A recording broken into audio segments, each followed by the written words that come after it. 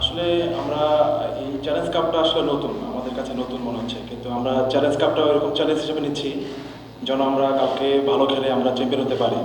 আর এটা স্মরণীয় হয়ে রাখতে চাচ্ছি আমরা মতিঝিলের মোহামেডান ঐতিহ্যবাহী ক্লাব মোহামেডান হয়ে। আমাদের প্রিপারেশন 100%। আর কোচ বলছে আমাদের প্লেয়ারে কোনো ইনজুরি নাই, আমরা সবাই ফিট, ইনশাল্লাহ কালকে আমরা জয় নিয়ে মাঠ ছাড়বো।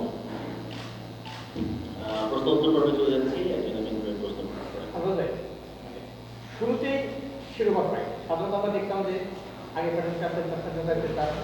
গ্রুপ পর্বের match, quarter final, semifinal, final, এবারে প্রথম ম্যাচ শিরোপা ম্যাচ, এটা কি হচ্ছে?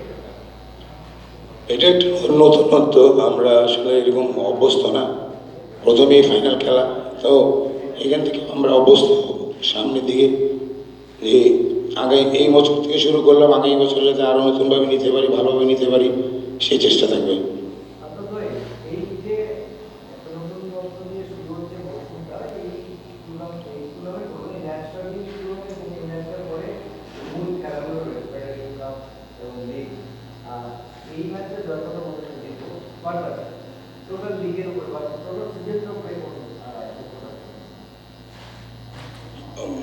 প্রতিটা ক্লাবেরই তো চিন্তা থাকে লিগে কী করবে, সারা বছর কী করবে। আমাদেরও চিন্তা, যেহেতু মোহামেডান স্পোর্টিং ক্লাব ঐতিহ্যবাহী ক্লাব, আমরা শিরোপার জন্য লড়ব। 3টি টুর্নামেন্ট, অতএব সবগুলোর জন্যই আমরা ফাইট করবো আর কি। যদি কপালে থাকে ইনশাল্লাহ চ্যাম্পিয়ন হবো আর কি, ট্রাই করবো আমরা চ্যাম্পিয়নশিপে।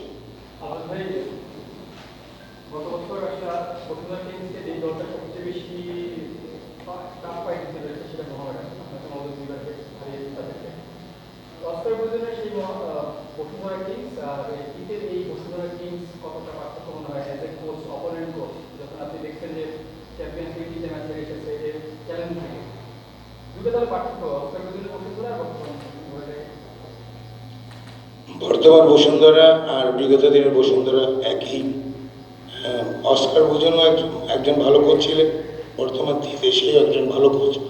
তো বসুন্ধরা সবসময় বেস্ট টিম, আমার মনে হয় যে বাংলাদেশের সেরা টিম, আমরা সেরা টিমের এগেনস্টে খেলতে নামবো। আলফাজ ভাই, আমার প্রশ্নটা হচ্ছে কি, আপনার পাস্ট ভালো, ডাগ আউটে আপনার যেই কিংসের এগেনস্টে আপনার যে কৌশল, সেগুলো হচ্ছে গিয়ে বেস্ট কাজে দেয়, তো এটা কি আপনার টিমের জন্য বড় শক্তি কিনা? আর সেকেন্ড হচ্ছে কি, আপনি বসুন্ধরা কিংসের এই দলটার কোন জায়গাটাতে সবচেয়ে বেশি স্ট্রেংথ মনে করেন, কোন জায়গাটায় তারা সবচেয়ে বেশি শক্তিশালী? বসুন্ধরা অর্গানাইজিং দিকটা আমি মনে করি যে সবচেয়ে স্ট্রং, এবং মোহামেডানের কোচ আসলে মেইন না, আসলে সব প্লেয়াররাই মেইন। প্লেয়ারদের খেলার উপর ডিপেন্ড করে রেজাল্ট, আমরা শুধু গাইড করি। আমাদের গতবারের টিম আর এই টিম, আপনার এই দুই টিমের পার্থক্যটা কি? আপনার গতবারে মোহামেডান, এবারে মোহামেডান। পার্থক্য তেমন নাই গতবারের তুলনায়। আমার মনে হয় যে এই বছর আমার কাছে মনে হয় যে কিছুটা বেটার, অল সাইড।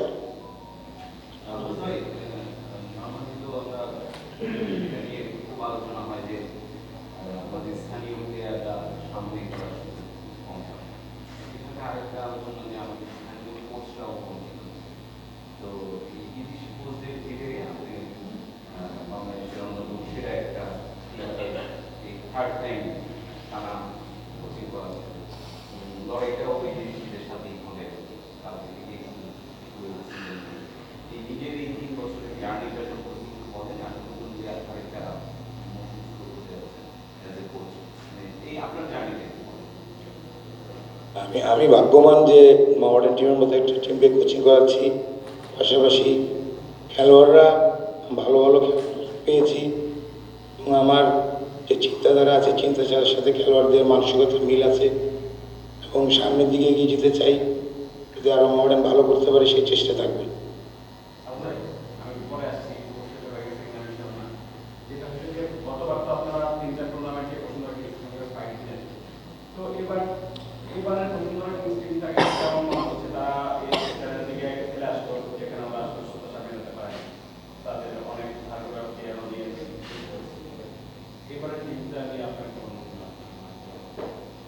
আসলে বসুন্ধরা কিংসে 4টা ম্যাচ খেলে যে রেজাল্টটা আসছে সেটা বড় ব্যাপার না আমার কাছে মনে হয়।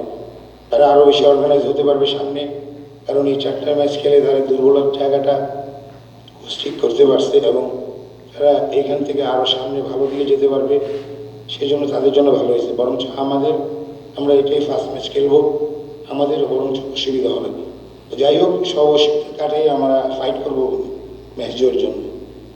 আমাদের আমার প্রশ্নের উত্তরটা আপনি দেননি আসলে, যে বিদেশি কোচদের সাথে ডাগআউটে গিয়ে আপনার লড়াইটা হয়, এটা নিয়ে আসলে এরা তো অনেকেই অনেক হাই প্রোফাইল কোচ, আপনি তো খেলোয়াড়ি জীবন থেকে এখানে আসেন, তো মানে এই লড়াইটা কিভাবে নিজেকে ঠিক রাখতেছেন এবং টিমটাকে কিভাবে motivate আসলে এখানে তো টিমের রেজাল্টের উপর ডিপেন্ড করে। আমার ভাগ্য ভালো হয়তো বা, আসলে যে কোনো টিমেরই আপনি রেজাল্ট না দিলে কিন্তু আপনি কোচ হিসেবে থাকতে পারবেন না। বাংলাদেশেও একই অবস্থা, সারা ওয়ার্ল্ডেই একই অবস্থা। সো আমার ভাগ্য ভালো এবং আমি ভালো রেজাল্ট পাচ্ছি, সামনে যেন পাই। আপনারা সবাই দোয়া করবেন যাতে মোহামেডান ভালো রেজাল্ট করে। আর বিদেশি কোচ তো সবাই চায়, বাংলাদেশ সব টিমই চায় বিদেশি কোচ। আসলে রেজাল্টের উপর ডিপেন্ড করে আসলে কোচের চাকরিটা। আপাতত বাংলাদেশের ফুটবলের ডিফারেন্সটা বলে দেওয়া আসলে ফরেন ফুটবলার বাংলাদেশের লিগগুলো, এই জায়গায় আপনি লাস্ট সিজনের 4জন ফরেন ফুটবলারই আপনার দলে আছেন, প্লাস এমন দুইজনকে নিয়েছেন যারা অলরেডি বাংলাদেশের proven footballer. Eden Gordon last season দারুণ খেলেছেন, নাজমুল কুদিয়াতেও মোহামেডানে খেলে গেছেন। এটা কি আপনাদের সবচেয়ে বড় একটা অ্যাডভান্টেজ কিনা, যে এই 6জন foreign footballer they all are proven? অবশ্যই আমরা আসলে কোন জায়গাটা ফরেন প্লেয়ারের, যেহেতু এটা ফুটবল ফেডারেশন সব ক্লাবের মাধ্যমেই সবার রাজি হয়েছে, তার কারণেই তো এই সিস্টেমটা হয়েছে 6জন খেলোয়াড়। আমরা এই 6জনের সুবিধাটা নিয়েছি আর কি, কীভাবে সুবিধা নেওয়া যায় এই হিসেবে আমরা 6জন প্লেয়ার নিয়েছি। আমাদের কোন জায়গাটায় সেকেন্ড হাফে কিংবা ফুল সিজনে তাদেরকে নিয়ে কাভার করা যাবে সেই হিসেবে আমরা খেলোয়াড় নিয়েছি। এবার আমার আরেকটা প্রশ্ন, সেটা হচ্ছে এই টুর্নামেন্টের নাম রাখা হচ্ছে বাংলাদেশ 2.0 চ্যালেঞ্জ ক্লাব, মানে জুলাই অগাস্টে যে ঘটনা ঘটছে সেটার পরিপ্রেক্ষিতে সেটাই যারা মারা গেছে তাদেরকে স্মরণ করে আমরা গ্যালারির বিভিন্ন জায়গায় দেখলাম যে এভাবে সাজানো হয়েছে। তো এই যে যারা মারা গেছে তাদের উদ্দেশ্যে কিছু বলবেন এই ম্যাচটা, প্লাস হচ্ছে এই টুর্নামেন্টের প্রাইজ মানি, মানে যারাই জিতবে প্রাইজটা হচ্ছে এই শহীদদের একটা ফাউন্ডেশন আছে ওখানে দিয়ে দেওয়ার একটা প্ল্যান হয়েছে, এই জিনিসটা কীভাবে দেখছেন? আসলে এই উদ্যোগটা আমি প্রথম শুনলাম, যদিও চ্যালেঞ্জ কাপটা নিয়ে খুব ধরার ভিতরে ছিলাম যে হবে কি হবে না, পারফেক্ট টাইমটাও জানা ছিল না। তাই হোক, খুবই ভালো একটা উদ্যোগ। এই টাকাগুলো যদি শহীদদের উদ্দেশ্যে দেওয়া হয়, আমি মনে করি যে খুবই একটা ভালো ডিসিশন। এবং দর্শকরা অবশ্যই অনুরোধ করবো যারা এসে যাতে খেলা দেখে যেন বেশি টাকা পাওয়া যায়। বসুন্ধরা কিংস এর আগে চ্যালেঞ্জ দিয়ে খেলছে, 3টা ম্যাচ তারা খেলছে ওখানে, আর এটা আপনাদের এই সিজনের ফার্স্ট কম্পিটিটিভ ম্যাচ। তো ফিটনেস ওয়াইজ আসলে কারা একটু বেটার পজিশনে আছে, বসুন্ধরা কিংস নাকি মোহামেডান? এবং সিজনের ফার্স্ট ম্যাচটা তো অনেক সময় বোঝাও যায় না যে আসলে কত দূর যাইতে পারবো, কি হবে। অনেক সময় দেখা যায় যে 60-70 মিনিটের পরে নাকি লেভেলটাও ড্রপ করে। তো এইগুলা কি আপনাদের জন্য একটা সমস্যা? এটা আমার জন্য ভালো হয়েছে যে সামনে লিগ আছে, আমাদের ফেডারেশন কাপ আছে, এই জায়গা থেকে আমরা সামনে দিয়ে এগিয়ে যেতে পারবো।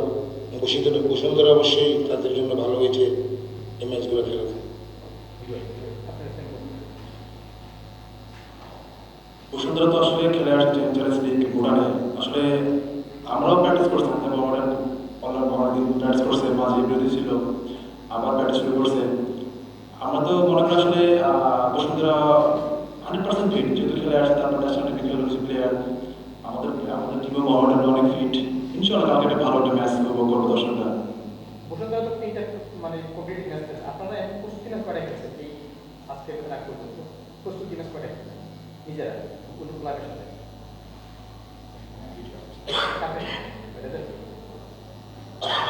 আমরা সিনিয়র আর একটা বিমান বাহিনী রংপুরের সাথে একবারে আমরা হারছি, বিমান বাহিনীর সাথে একবারে জিতেছি, আর তাদের সাথে অমিশ্রিত ড্র হাফ টাইমে হয়েছে।